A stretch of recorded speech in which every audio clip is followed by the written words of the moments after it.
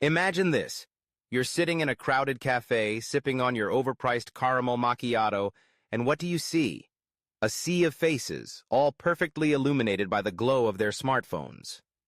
It's like a modern-day campfire, but instead of sharing ghost stories, everyone's scrolling through TikTok, liking cat videos, and sending heart emojis to their crush. But here's the kicker. Are these little glowing rectangles of joy and distraction making us smarter? Or are they slowly turning our brains into mush? Buckle up, folks, because we're diving deep into the rabbit hole of smartphone usage and its impact on our intelligence. First off, let's face it, smartphones are like the Swiss Army knives of the digital age. Need to know the capital of Mongolia? Bam! Google it. Want to find a recipe for vegan lasagna? Easy peasy.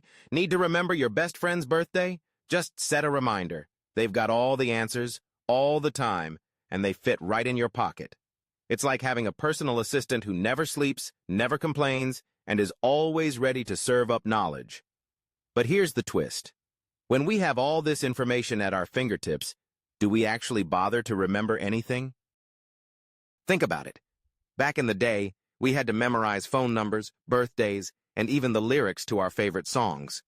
Now, we just ask Siri to call Mom, and she does it for us.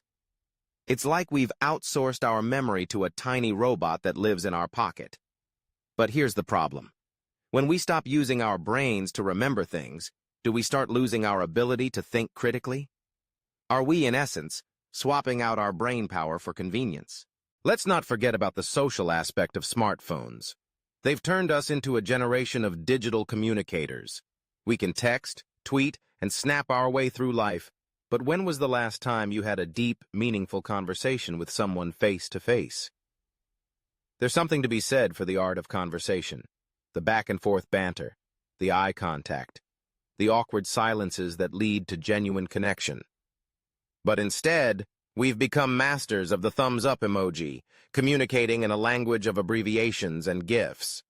Are we losing our ability to engage in real, human interactions? And then there's the glorious world of social media. Oh, social media, the double-edged sword that can either lift us up or drag us down into the depths of despair.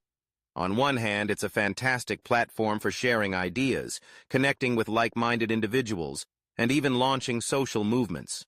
But on the other hand, it's a breeding ground for misinformation, echo chambers, and the infamous comparison trap. Scrolling through Instagram, we see perfectly curated lives, and suddenly our own lives feel inadequate. Is this constant comparison making us dumber? Are we so focused on what everyone else is doing that we forget to live our own lives? Now, let's talk about the addictive nature of smartphones. It's like they've got a spell on us. The moment we hear that notification ding, we're like moths to a flame. We check our phones for emails, texts, and social media updates, often at the expense of our attention spans. Studies have shown that the average human attention span has dropped to about 8 seconds, less than that of a goldfish. So, are we training our brains to be less effective? Are we sacrificing deep, meaningful thought for a quick dopamine hit from our notifications? But wait, before we throw our smartphones out the window and go back to using carrier pigeons, let's consider the other side of the argument. Smartphones have revolutionized the way we access information. They've made learning more accessible than ever before. Want to learn a new language? There's an app for that. Interested in coding? YouTube has 1 million tutorials. The internet is a treasure trove of knowledge, and smartphones are the keys to unlocking it. So, could it be that rather than making us dumber, smartphones are simply changing the way we learn? And let's not forget the creativity factor. With smartphones, we have the ability to create and share content like never before. We can write blogs, shoot videos, and even compose music, all from the palm of our hands. Who would have thought that a device designed for communication could also be a tool for artistic expression? It's a double-edged sword again. While we might be losing some cognitive skills, we're also gaining new ones. So, where does that leave us? Are smartphones making us dumber, or are they just reshaping our brains in ways we're still trying to understand? Perhaps the answer lies somewhere in the middle. It's all about balance. We must learn to wield our smartphones wisely, using them as tools for learning and connection, rather than letting them dictate our lives. Imagine a world where we use our smartphones to enhance our intelligence rather than diminish it. A world where we set boundaries around our screen time, prioritize face-to-face interactions, and engage in deep, critical thinking. It's possible, folks. It just takes a little effort and a lot of self-awareness. So the next time you find yourself mindlessly scrolling through your feed, take a moment to pause. Ask yourself, am I using my smartphone to enrich my life, or is it using me?